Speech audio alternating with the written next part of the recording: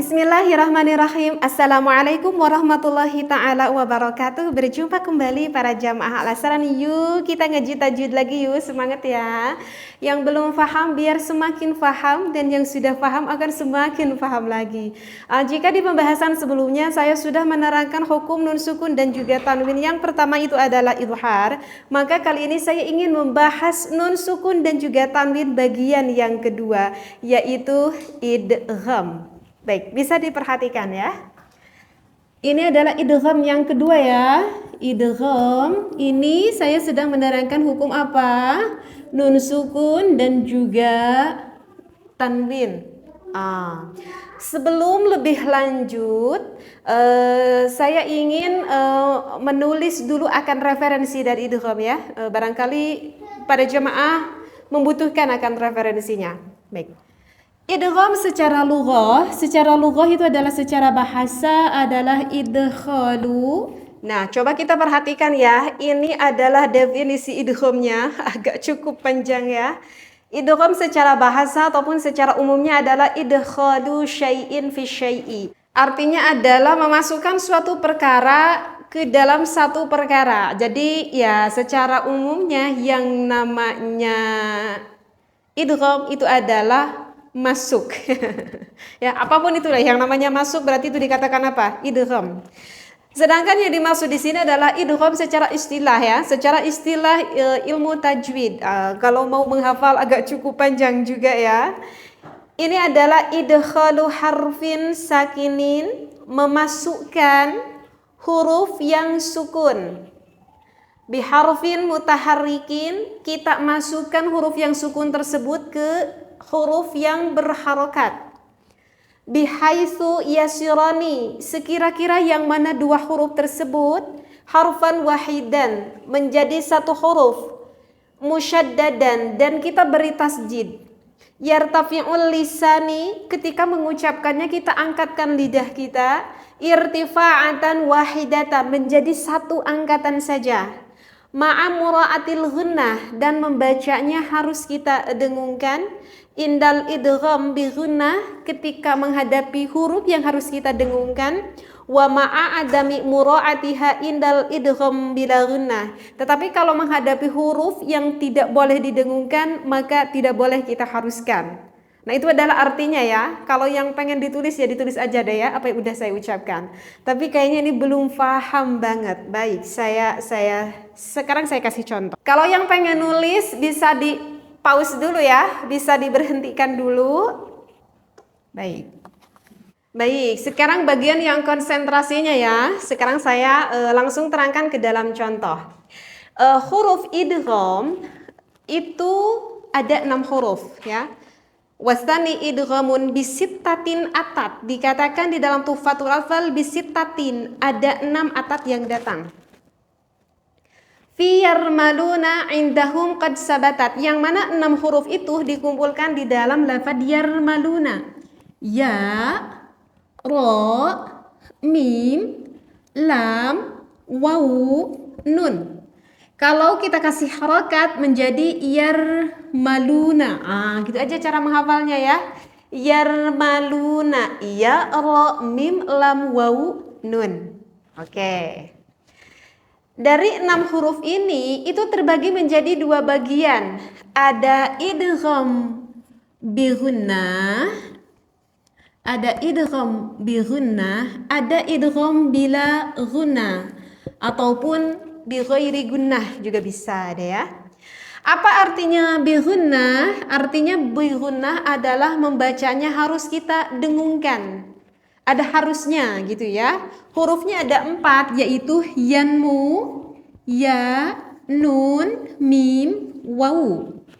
Dan bila gunnah itu ada 2, lam dan juga ro. Ya, sekali lagi yang bi gunnah itu 4, ya, nun, mim, wawu. Ya, nun, mim, wawu. Dan bila gunnah berarti sisanya yaitu lam dan juga ro. Ini harus di luar kepala dulu ini ya. Yarmaluna, yanmu dan lam ro ini harus di luar kepala dulu. Artinya harus kita hafal dulu. Baik. Saya kasih contoh langsung deh ya ke yang idgham bi ghunnah. Misalkan nih, saya contoh yang nun sukun. Mayyasha gitu ya. Mayyasha gitu ya. Atau yang tanwin contohnya liqaumi gitu ya. Liqaumi yu'minun gitu.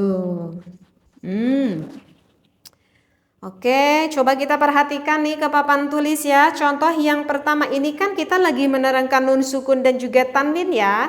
Berarti nun sukunnya harus ada ya, ataupun tanwinnya yang harus ada. Coba kita lihat mayyasha.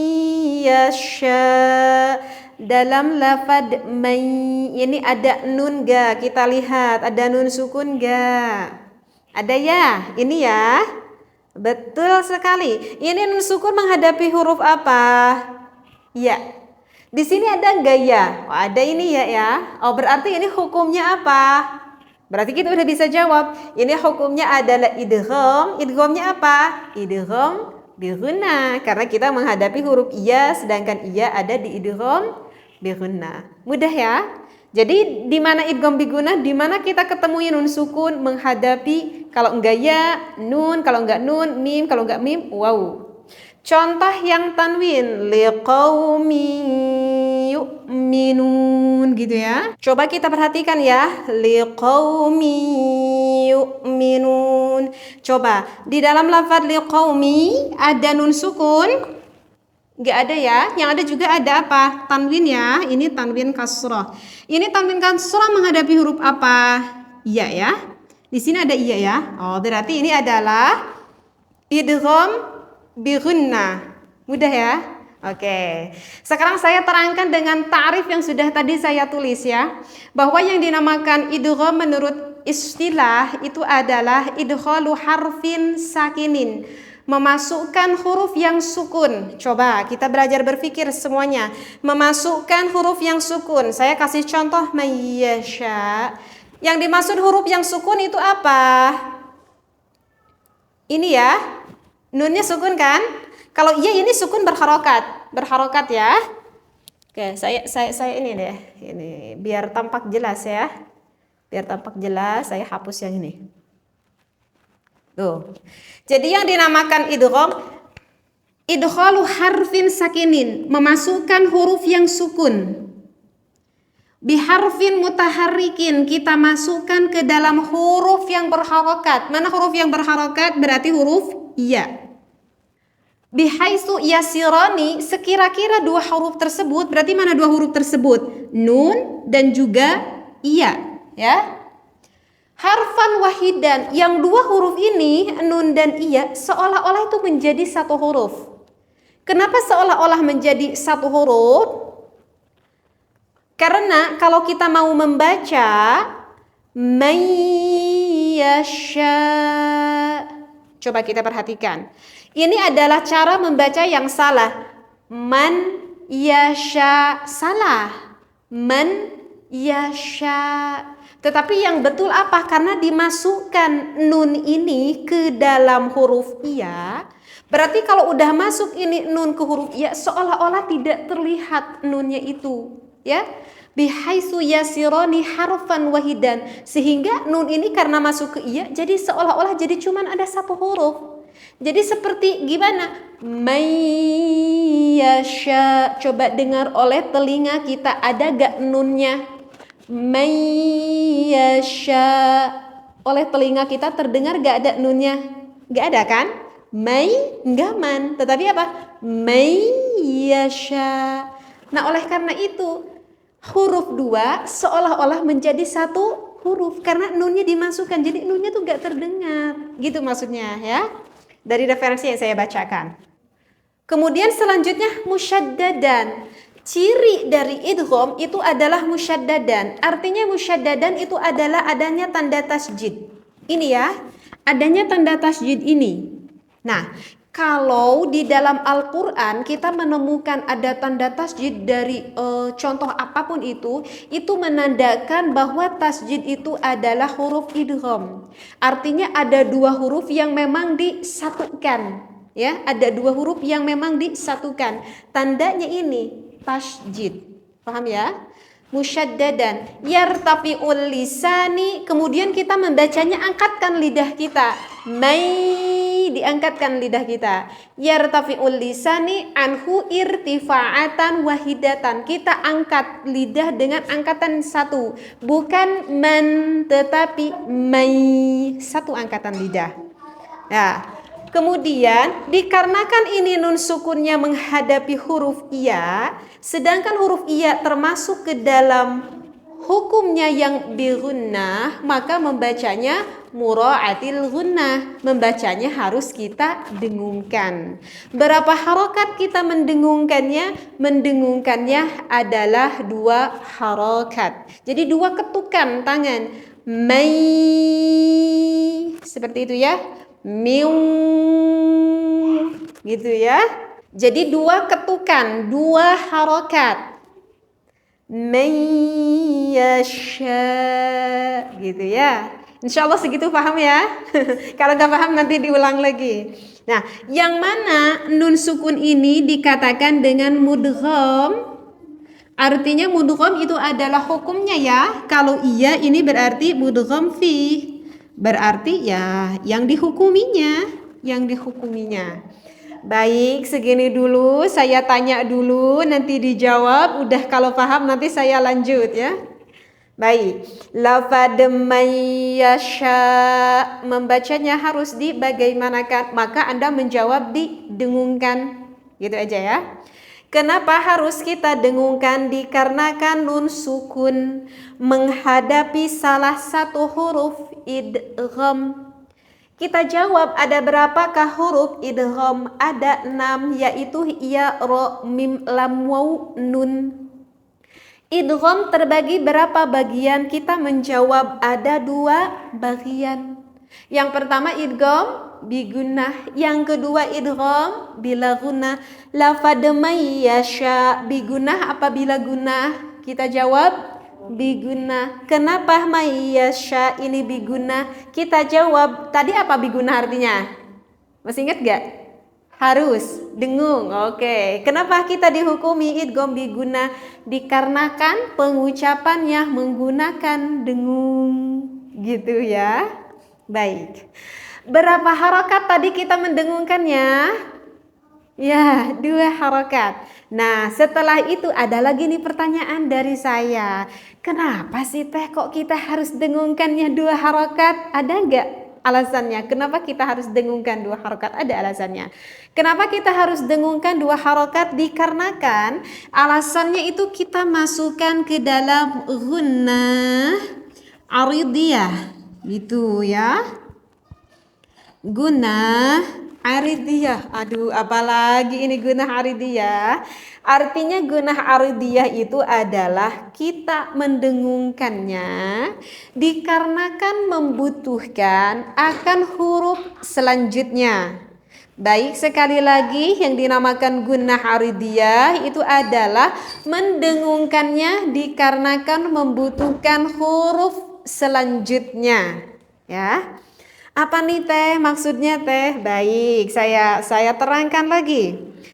Oke, kan tadi kita mendengungkan yang nun ini ya. Yang nun ini kan kita masukkan ke iya sehingga menjadi dengungnya. Ya. Ini nun sukun bisa kita mendengungkan membacanya dikarenakan ada huruf iya loh. Ya, sekali lagi, ini nun ini membacanya kita dengungkan. Kenapa kita dengungkan? Karena menghadapi huruf ya. Sedangkan huruf ya adalah huruf yang harus kita dengungkan. Andaikan ini nun tidak menghadapi huruf iya, apakah membacanya tetap kita dengungkan? Maka menjawabnya tidak. Misalkan nih contoh saya tutup lafadz yasya'nya ya. Saya tutup nih lafadz yasya'nya. Kalau saya tutup lafadz yasya'nya, coba kita membacanya jadi gimana? Mai atau man? Yang betul apa? Man. Karena apa? Karena nggak ada huruf setelah nun, itu nggak ada. Paham di sini ya? Tetapi ketika kita didatangkan huruf iya, ini nun tuh jadi berubah membacanya menjadi mei, gitu ya. Yang tadinya man menjadi mei. Oleh karena itu kita hukumi gunah aridiyah karena memang mendengungkannya membutuhkan huruf selanjutnya yaitu ya. Paham di sini? Insya Allah ya, insya Allah. Oke, saya tanya sekali lagi ya, yang pendengar semuanya jawab dong ya, jawab ya, biar apakah benar-benar memahami atau tidak. Lafad mei membacanya harus dibagaimanakan? Ya, betul, didengungkan. Kenapa harus kita dengungkan? Ya, dikarenakan nun sukun menghadapi salah satu huruf idgham. Tadi huruf idgham ada berapa? Iya, apa saja tadi yang 6? Jangan nyontek. Ya betul. Ya, ra, mim, lam, waw, nun. Idgham tadi terbagi berapa? Pertama idgham. Ya, kedua idgham. Betul. Lafad mayyasha ini idghamnya apa? Bigunah apa bila gunah? Ya, idgham bigunah. Kenapa ini tuh dikasih idgham bigunah? Ya, dikarenakan menggunakan dengung ataupun harus. Tadi berapa harokat kita mengharuskannya? Iya, 2 harokat. Kenapa kita dengungkannya 2 harokat? Ayo, bisa nggak jawab? Dikarenakan dimasukkan ke gunah aridiyah. Saya tanya lagi, kenapa kita masukkan ke gunah aridiyah? Karena harusnya membutuhkan terhadap huruf selanjutnya, gitu ya. Kalau pengen lebih jelas lagi, ada referensinya di dalam kitab Tuhfatul Atfal. Wasani idghamun bisittatin atat firmaluna indahum qad sabatat lakinnaha kismani kismun yudghama fihi bi ghunnatin biyan mu'lima. Nah, ada di sana di selanjutnya di dalam Tuhfatul Atfal illa idza kana bikil matin fala tudghim kadun yasumasin wanin tala. Nah, sekarang untuk syarat yang terakhir. Bisa ini lafad mayyasha, kita membacanya didengungkan, disyaratkan kalau berpisah 2 kalimat ataupun 2 kata ya, yang udah pernah saya terangkan ya. Bisa kita dengungkan kalau mudgham dan juga mudgham fihnya itu berpisah. Ini kata yang pertama, yasha adalah kata yang kedua. Adapun kalau misalkan nunnya dengan iyanya berkumpul di dalam satu kalimat, maka membacanya gak boleh kita dengungkan, tetapi harus kita jelaskan. Misal contoh, di mana saya tulis contohnya? Di sini aja ya. Sinwan gitu ya. Sinwan. Coba diperhatikan ini lafadz sinwan ada nun sukun. Ada ya, nun sukun. Menghadapi huruf apa? Waw. Di sini ada waw. Ada ya, ini ya. Oke, berarti ini waw adalah huruf idgham ya, huruf idgham biguna. Tetapi ini membacanya enggak begini, enggak siwan, enggak. Tetapi membacanya gimana? Sinwan, sinwan. Nunnya tuh jelas. Kenapa? Ini kan nun tuh huruf, ini kan nun sukun. Wawunya juga kan ini huruf idgham bigunah. Tapi kok kita membacanya gak boleh didengungkan? Kenapa kita bacanya dijelaskan? Maka alasannya adalah dikarenakan kumpul di dalam satu kalimat. Bisa kita dengungkan kalau mudgham dengan mudgham fihnya pisah 2 kalimat. Yang dimaksud kalimat adalah kata. Pisah di 2 kata. Paham di sini? Gitu ya. Sinwan, qinwan, dunya. Itu contoh-contoh ya. Yang lain banyak gitu contohnya. Insya Allah paham di sini. Kalau paham di sini maka saya akan lanjut ke yang kedua. Yang kedua adalah idgham bila gunnah. Idgham bila gunnah artinya gak boleh kita dengungkan. Hurufnya ada 2 yaitu lam dan ra. Misalkan nih contoh mirabbikum. Mir rabbikum. Di sini ada nun sukun, ada. Menghadapi huruf apa? Ro. Ada di sini ro, ada. Berarti ini idgham bigunah bila guna. Iya betul, idgham bila guna. Kalau idgham bila guna membacanya harus dibagaimanakan kalau saya tanya? Salah, bukan didengungkan. Kan ini artinya bila guna itu gak boleh kita dengungkan. Jadi kalau saya tanya lafad mir rabbikum membacanya kita bagaimanakan, maka kita jawab idghamkan gitu aja. Artinya idgham dimasukkan doang, tapi dimasukkannya gak boleh ada dengung. Jadi kalau misalkan kita bacanya gini nih, mir rabbikum, salah. Karena ro-nya tuh gak boleh ada dengung. Misalkan menghadapi huruf lam, mil ladunka, salah juga, lamnya gak boleh dengung. Masukkan aja. Contoh yang betul adalah mir rabbikum, udah gitu aja. Mir rabbikum, mir rabbikum, gak boleh mir, gak boleh. Insya Allah paham ya? Oke. Jadi ya udah deh, kalau yang ini mah mudah banget ya. Di mana-mana ada nun sukun atau tanwin menghadapi lam ataupun menghadapi ro, berarti hukumnya adalah bila guna, membacanya gak boleh kita dengungkan. Dan kalau saya nyuruh pada santri saya coba tulis lafadz mir rabbikum, maka anak santri pasti akan menulis ada tanda tasjidnya. Kenapa ada tanda tasjid? Karena itu adalah salah satu syarat dari idgham, harus ada tanda tasjidnya. Mudah-mudahan yang saya terangkan ini begitu bermanfaat sekali. Referensinya saya ambil di dalam kitab Tuhfatul Atfal, yang punya kitabnya nanti bisa dicek-cek lagi ya. Mudah-mudahan bermanfaat. Wallahu a'lam. Wassalamualaikum warahmatullahi taala wabarakatuh.